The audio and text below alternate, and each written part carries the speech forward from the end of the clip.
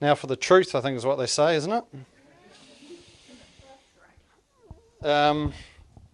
So it's actually been interesting listening to Donna, Brad and Mike go through their perspective, and it's actually, yeah, we're fairly aligned, and there's some interesting topics and debates probably to have. One of the questions I got asked is, why do contractors like ECI? And there's probably a myth saying, well, contractors make a whole lot of money and it's less risk, but I think that's where we need to move. We need to move away from that as an industry and think about it slightly different and think about ECI as a way to reduce the risk early on in a project. So, from a contractor's perspective, and I've kind of broken this down into two, from a company and then a construction sort of perspective. So one, it secures work at an early stage. The pipeline for us is one of the hardest things for us to manage. We have a lot of resource sitting, and nothing ever works out perfectly. So to be able to time your resource to fit into when the work's coming, it's a huge advantage. So therefore, ECI and winning that is attractive. Often, I say often in brackets, that it's actually less costly to bid. We spend, nationally, millions of dollars in our pre-construction space. We put a lot of time, effort and money into it, and in ECI, whilst they're getting pretty complex in terms of the RFP, you could argue that it's a less costly procurement model for us. We've talked before what kind of projects lend themselves to ECI. It's often the larger projects, the complicated projects, and often they're our anchor projects, so that means we can forecast that turnover for longer. There is better risk allocation. There's mitigation, and often there's a better risk profile. But that's for everyone, and that's for the better of the project. So we certainly see that as part of the good. And from a construction perspective, it's really about how do we influence the design? How do we make sure that the detailing is better? How do we make sure that we can program the project correctly to ensure that we can deliver on time? When you're working through in such detail, you really get the team that you have on it really get to understand in depth the methodology, the logistics. So it just sets the project up for a lot better success. There are some of the real key things that certainly help that.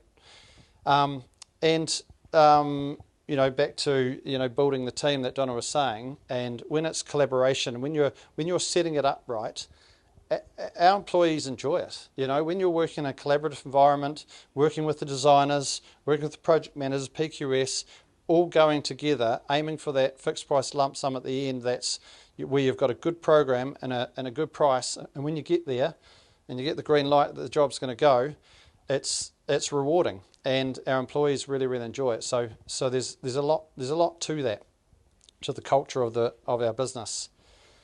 But then you do have the less good. So again, on the company perspective, talked about it before, ECIs are not always a given.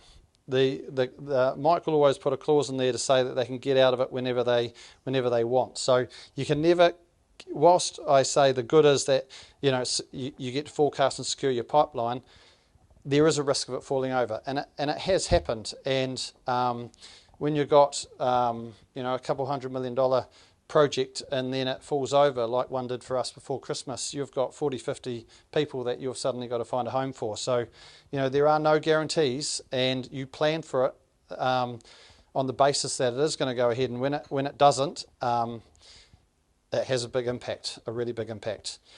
Look, we've talked a little about money and pricing, getting paid for ECI. I'm very much a good promoter of that.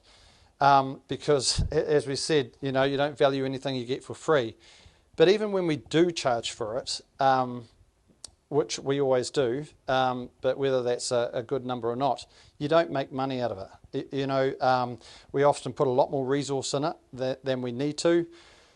And our rates that we put in, they're not consultant rates. So, they just, if we could cover cost at best, that would be a pretty good outcome for us. So again, we invest a lot of time and money into that. Do you think that's an industry problem? Maybe you don't value yourselves? No, we do, but then it's we always say that, and we always say that we've got to price it. But I would love to see a scope and a deliverable, and I'd like to see in there that we expect to be paying for this, or even like a minimum number. Change the concept.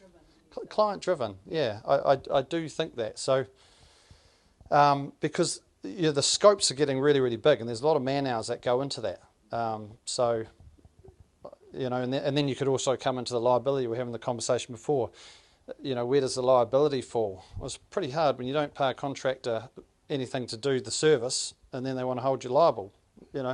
Pretty hard to stomach that one. So then.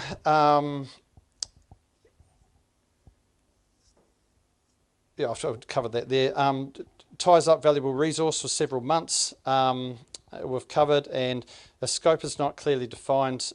Time can drift. That's actually a really big thing. You have a period, or the design hasn't developed as far as it should, or clients have got to make decisions, and then what you think's 3 months becomes 4 months. What's 4 months becomes 6 months, and then the phone goes saying, "Can you just keep going?" And no recovery. So. That's definitely on the less good side of the ECI. Well, you never would have charged variation on an ECI agreement, right? Yeah, probably not. No. Whereas all the consultants on that, Correct. would have all charged. Yeah, and that, jumping to my last point there, ECI promotes the contract as an equal and intelligent party in the project procurement delivery.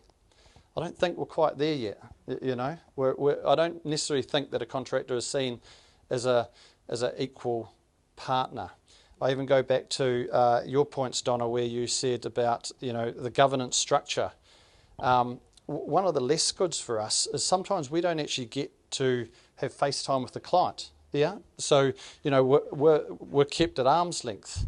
So they don't hear some of the maybe our side of the story, or why there's some hurdles, or why we can't get things delivered. They're kind of protected, and then and then maybe the rhetoric around ECI doesn't work. Maybe it comes from that. So, being promoting that kind of, I'd even say, accountability of all parties to make the project more successful, and that's a governance structure that you sit around the table and you air your concerns. I think would be a good step forward. I've talked about subcontractors. I think they're an important part of this ECI chain. They should be at the table as well.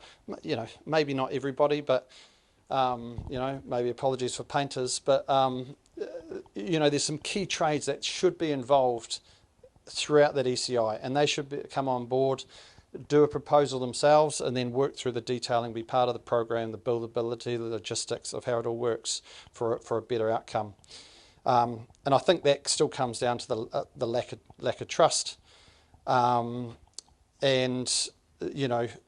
the hardest part with ECI, if you come up with some pretty good ideas as a contractor, and maybe it's when you come in at detailed design stage, and then the design team won't adopt your solutions. Maybe they don't get paid, so they don't want to redesign it. It's not best for project decisions being made, and that can be pretty frustrating from a contractor's point of view. Just very quickly on some examples. Probably not always the best to talk to this, but I got one of our engineers to give some examples around some detailing. This is a project that we're doing in Auckland. Some of you might recognise it at a point in time. But on the left, there's a detail, original detail, where you've got timber, it's a laminated timber, and what we're going to miraculously do there is when we drop it down on a crane, that stick timber, it's going to perfectly go in on an angle and slot into the precast foundation that's there. So, we're really good at dropping things in at angles, floating in mid-air. So what we suggest through ECI is change the complete detail and make it more. We actually came up with a modular solution because this is repeated 132 times on the project. and the tolerances in that precast and in the timber just simply cannot be met. So, what we did, so how does that look in reality? So those timbers will then come into the, call it a plate, and then it could be dropped straight in, but we actually ended up, and that's the foundation there, so it was a huge foundation, and then we actually made that an M, so it came as a kind of a modular prefabricated solution. So if we did the original one 132 times, the time and money that would have cost would have been, would have blown out the program, or would have cost probably us a lot of money. Or the alternative is through an ECI, you come up with a solution rather than maybe a contractor asking for a variation and delay, an extension of time and money later. Whether we'd win that one or not would probably still be our problem, but that is what the solutions you can get. Another very quick example here. This is probably a point around engineers. They will they make sure they design to the book, but the practicality of it. The original one, which is the first there, which is A, put in multiple brackets, one per rib, 4 to 6 bolts per bracket. Our engineers came up with a solution, said, why don't you just do one big long one, and you reduce the amount of bolts that you have to drill in. So there's some simple.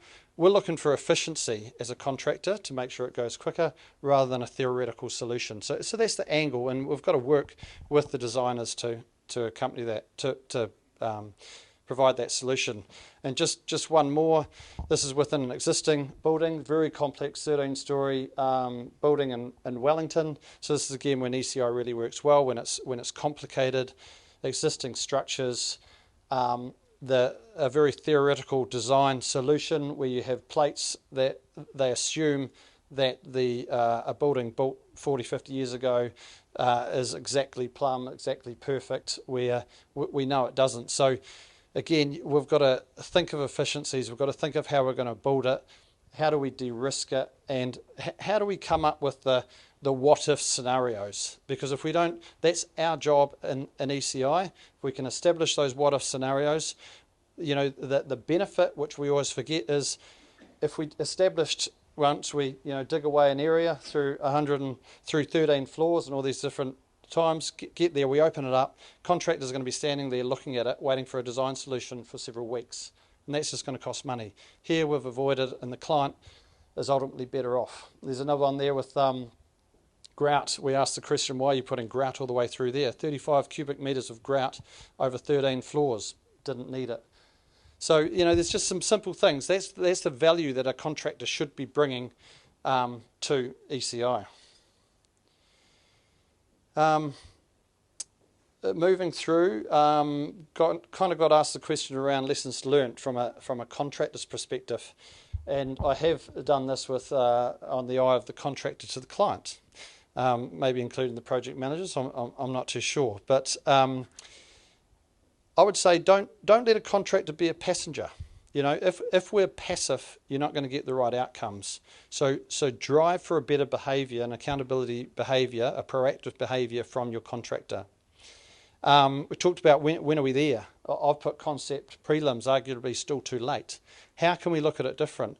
Why don't we come at concept stage, ask us to do a week's worth of work, specific scope, just engage us in that, then maybe we go away, design, that's incorporated in design, then perhaps we come back later. How can we be more efficient and think a little bit different, maybe look for those opportunities to ensure that we are there at the start, because getting it at detailed design, that's when the rhetoric around ECI is not working. Well, you haven't given it a good chance. We're nearly advise clients ourselves to say, don't worry about it. What can we do? How can we influence that? How often do you get the budget, the entire budget? Because trade by trade is good, but you haven't got the whole picture. So sometimes we get thrown a number, but again, it comes to how do we get trust in there? So how do we know what number we should be working to? Well, how did you arrive at that number? Okay, well then if we do some different things, or we look at it slightly different, or it goes over, why does it go over? Oh, we made these assumptions. So, okay, And then you can start breaking it down and aiming for your budget. But just an overall, it's 100 million, which is probably less 10%, or 20%. We're not really working on improving that side of things. We also say educate the consultants. Don't always believe that designers know how to use a contractor in ECI.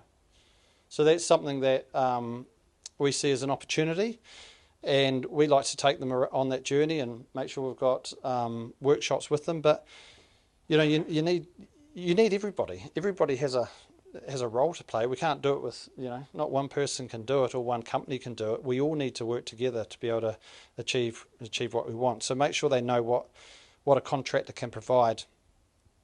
Simple one: include contractors in design meetings. We've talked about do a well-defined scope. We just talked about budget. Demand an output from your contractor. It's not a free ride.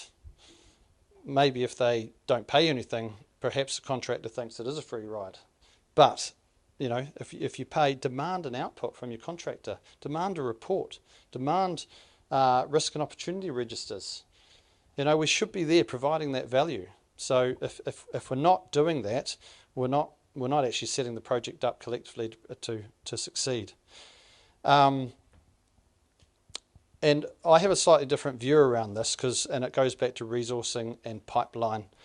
And we seem to be, when times were busy, ECI was driven through. They wanted to ensure that they had their contractor locked in, and they want the A team.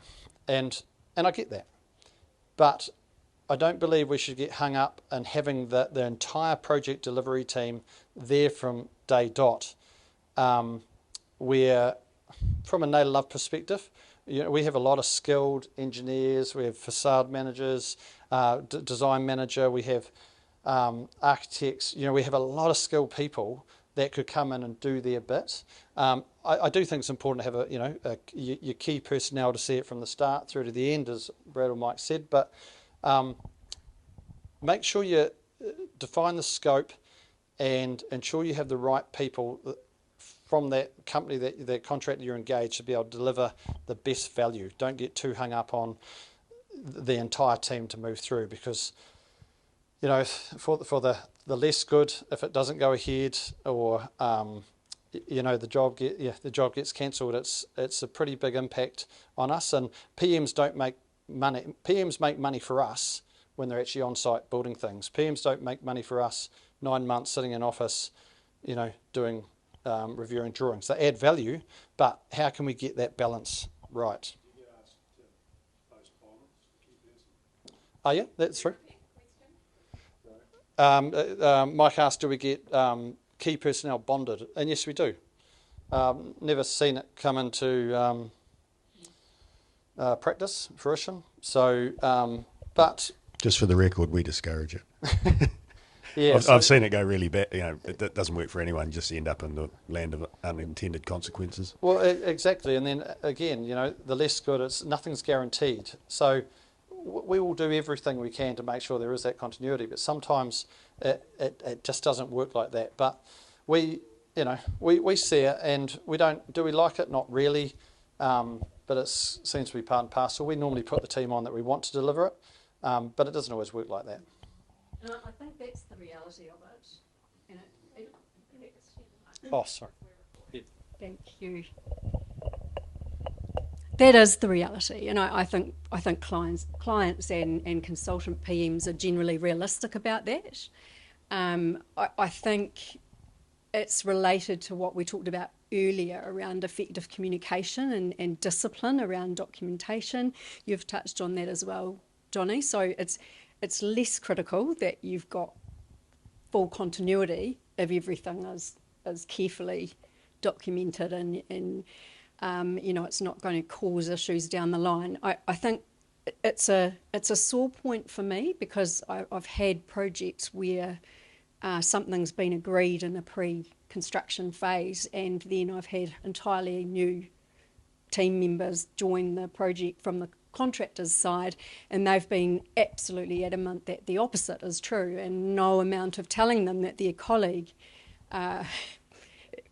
said X, it just doesn't. I think you referred to that as well, Brad. So I think there are ways of getting around it, and it is just a matter of best efforts and thinking about, if you're not going to have team continuity, how do you manage that? How do you bring new people into the team and make sure that it's not a complete cultural disruption? And yeah, it's a very good point, and I certainly see it from both sides. I guess we have the luxury where we have a lot of resource in that pre-construction space and a lot of experts that add so much value in the space, and they will still be there. Once the job's secured, they'll be there to see it through to implementation. So, but yeah, I get that. That's what's happened in the past. There's one promise and something else is delivered. So that makes it hard. ECI done well, mitigates project risk early, and enhances time and on budget. I actually just asked our Auckland team before we came in, how many ECIs have we done? And off the top of their head, they said about 12. And I said, how many are finished on time? And they take COVID out of the question, and they said, I don't think any of them have been late. And our commercial guy says the variations are a heck of a lot lower than a traditional model. So the stats do promote it can be a success.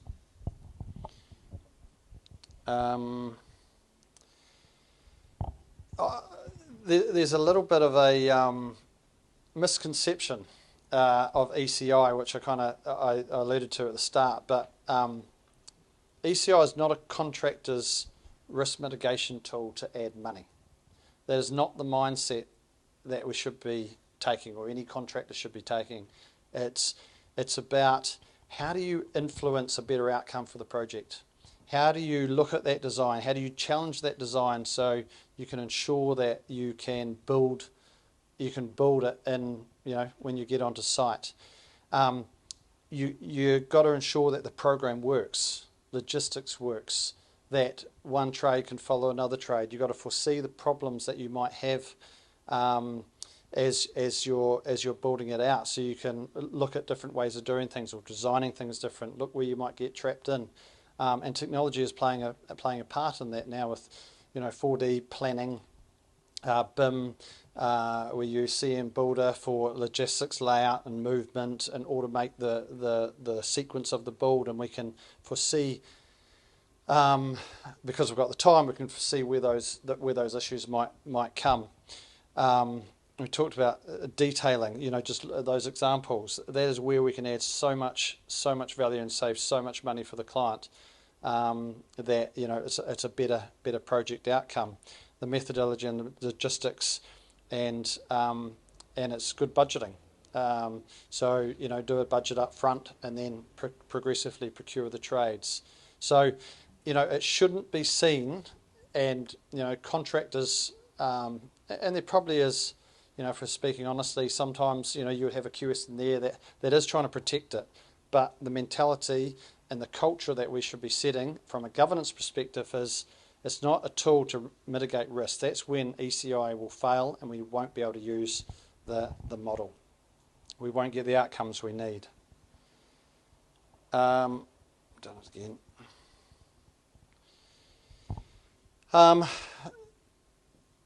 Also, the question was posed to me: what can we do better?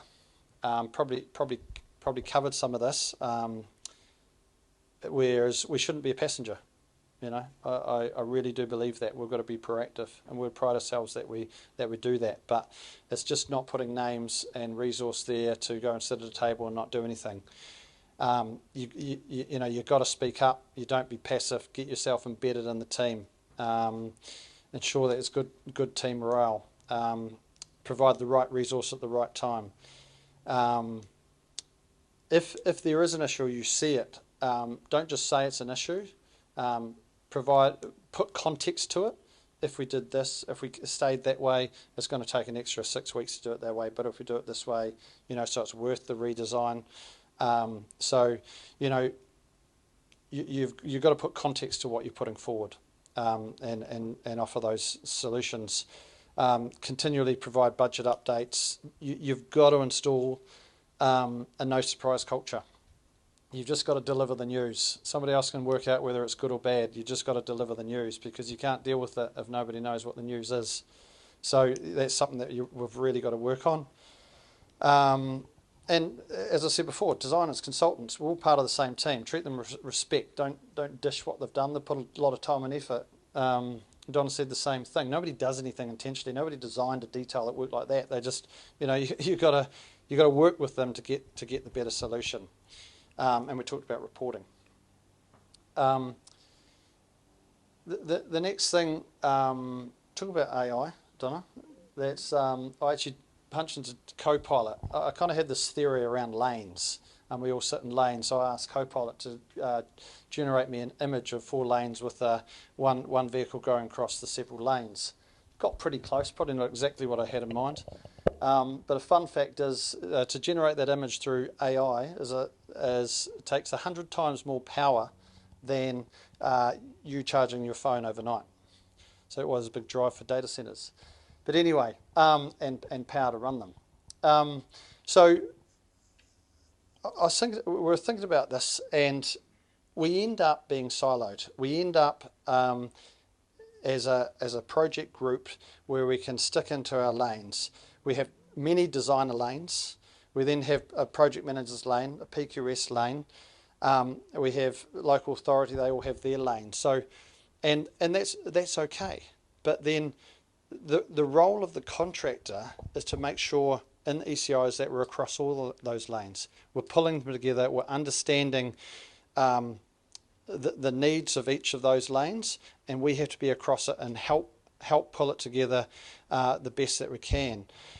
And that's by not being siloed, and that's making sure that we identify the silos, but just pulling them together. That is the role of the contractor. That is why we should be part of the governance structure to make sure that team works. That's why we should be accountable for what we do.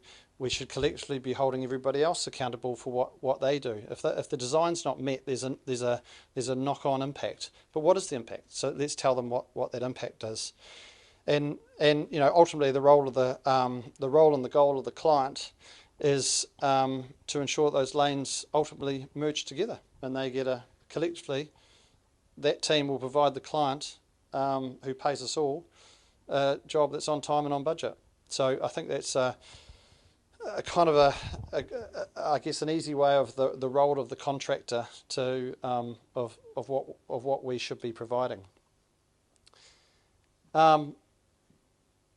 And the last slide that I have is, ultimately we talk about risk, and I like to talk about opportunity, but we talk about risk, and where does it ultimately sit, and is ECI the answer? And if you go back to the lanes and then you think about how that moves forward and how ECI can work, ultimately there's 2 real parties that take the risk.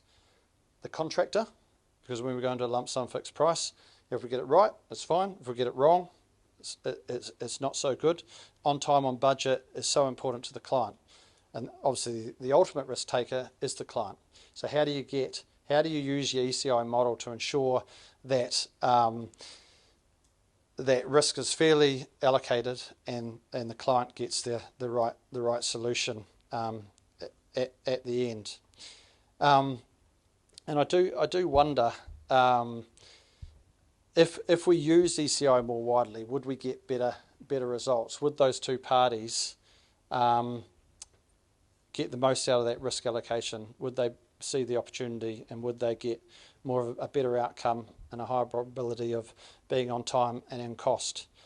And I guess the other question, which I don't have the answer to, maybe this table does, but has this driven and the risk allocation the new D&B trend? Are we not getting ECI right, so now we're going into a D&B trend?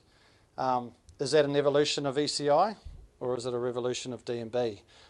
I don't know the answer to that, but this may be something that that can be discussed. I'm not too sure, but I think the ultimate goal, this is about ECI, and it's a good procurement model that can work well. We've seen it work well for everyone.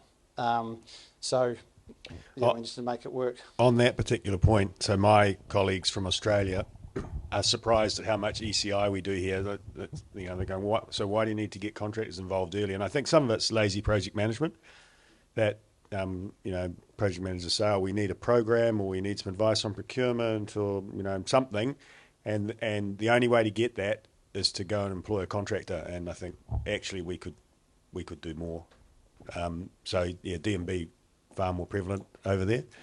Contractors more able to take those roles on for some reason. Don't know why. Yeah, I think part of that there is in Australia they have a lot more sophisticated supply chain. So the supply chain can, they have D&B capability, and what they will say in Australia that we think our design quality is quite poor.